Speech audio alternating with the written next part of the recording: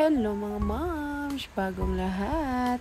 This is Mommy Deans, a full-time content creator mom at the age of 30.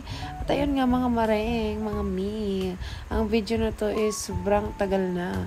2 months higit pa lang ang baby na yan. At ngayon, 1 year old na siya, diba? Grabe, ang tagal na stuck na dito sa aking cellphone.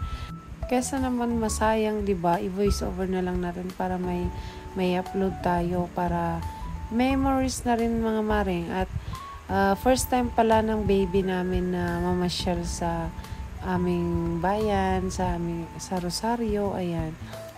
Sa Ago kasi ang asawa ko, doon naman ako sa Rosario. Ayun, mga maring.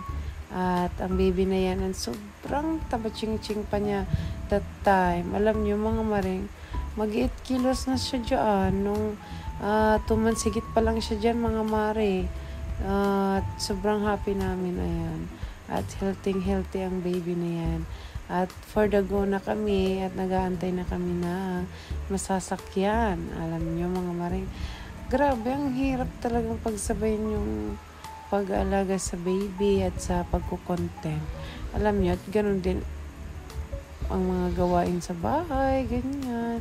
Kaya, alam nyo na, pag nalilate yung mga upload ko, sana maintindihan yung mga maring. At nakarating na nga kami dito sa aming bahay. Pasensya na. At ayun nga mga maring, nagising ang aking baby. Kaya ayan, tutuloy natin ang pag-voice over habang siya ay nagdedede. Ayan mga maring.